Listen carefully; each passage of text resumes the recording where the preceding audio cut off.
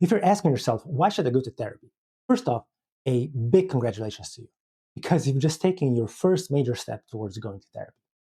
Since you're asking yourself this question, it means that you probably have some unresolved trauma that you want to address so that you can live your best life and that you know that life can become better and will become better if you address that trauma.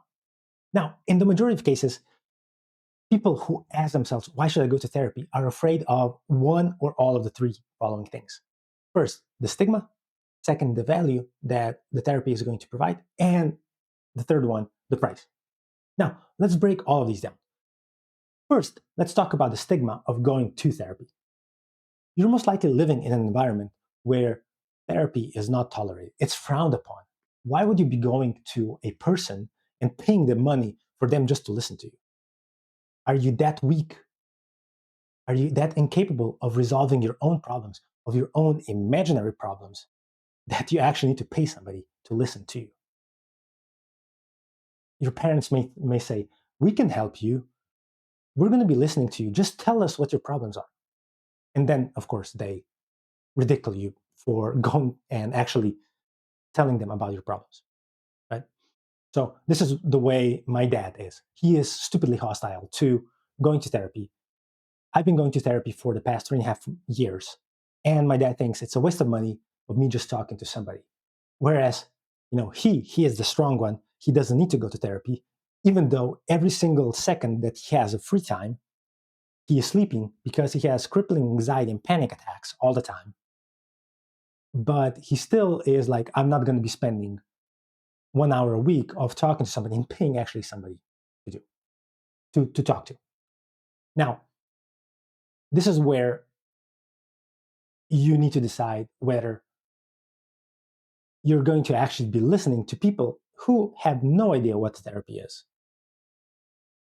what benefits can it bring you, and that you're going to be beholden to them, and you're going to be listening to their opinions, which in the end don't matter. The only opinion that matters is yours. Or you're going to decide, hey, I don't care what you guys think.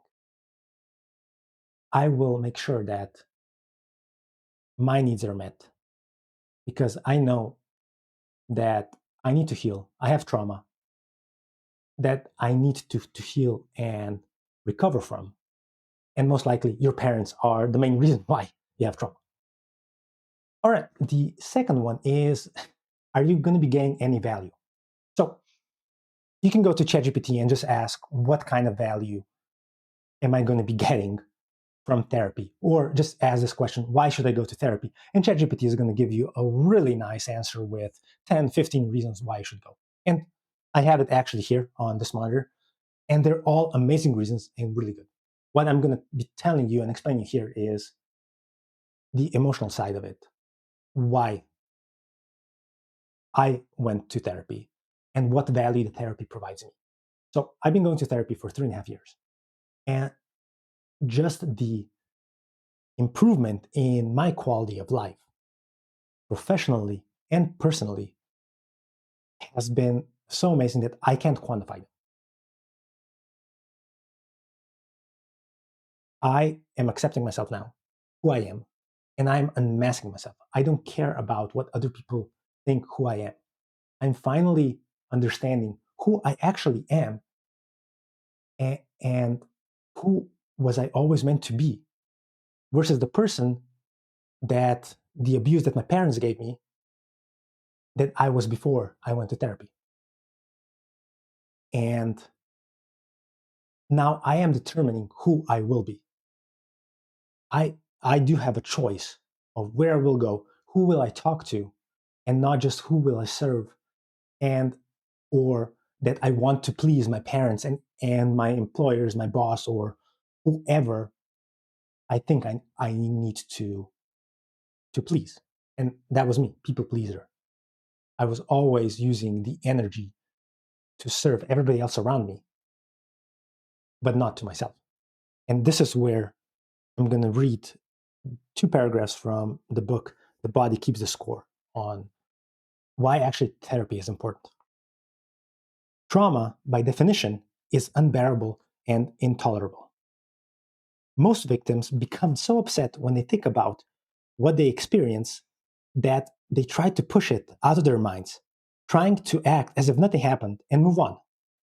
It takes tremendous energy to keep functioning while carrying the memory of terror and the shame of the other weakness and vulnerability. While we all want to move beyond trauma, the part of our brain that is devoted to ensuring our survival, deep below our rational brain, is not very good at denial. Long after a traumatic experience is over, it may be reactivated at the slightest hint of danger and mobilize disturbed brain circuits and secrete massive amounts of stress hormones. This precipitates unpleasant emotions, intense physical sensations, and impulsive and aggressive actions. These post traumatic reactions feel incomprehensible and overwhelming, feeling out of control. Survivors of trauma often begin to fear that they are damaged to the core and beyond redemption. These two paragraphs, in a nutshell, are what we are correcting with therapy. We are releasing that pent up energy that we're just trying to survive. And so that we can actually gain this energy. I can't tell you how much in the past 3.5 years, how much more energy I have now to actually do stuff that I like, that I want to do, versus just the energy that I kept using just to keep my trauma at bay. And I never knew when I was going to have a trigger or not. As an example, when I went to bed, I never knew how I was going to wake up, whether I'm going to have my batteries at 90% or at 60% of my full potential. They were never at 100 because my trauma was always there.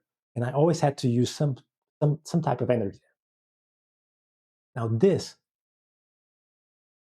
is what therapy is going to do to you. And this is what therapy is going to help you. You're going to be able to live your life to the fullest when you start resolving trauma. Now, the third one is the cost. So here, unfortunately, there's nothing that I or anybody else can do if you want a one-on-one weekly sessions, which for the majority of people are the best, at least at the beginning, and you're gonna get the most out of them. It's gonna cost you, especially if you have a good therapist.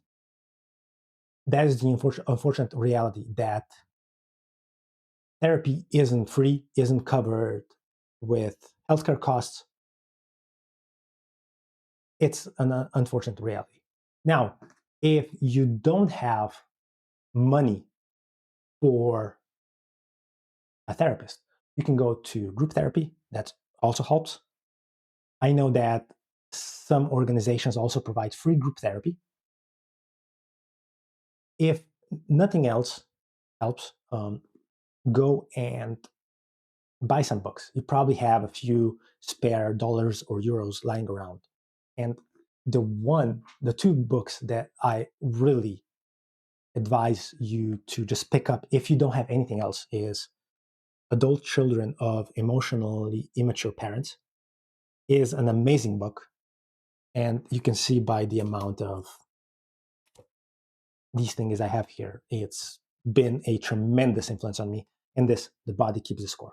These two books are pretty much the bread and butter of trauma and how to go about trauma. And they're also going to give you exercises here.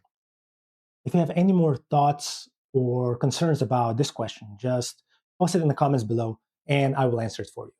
Now, if you've decided that you do want to go to therapy, the next question that you're probably asking yourself is, when should I go to therapy? Which we're going to cover in the next video.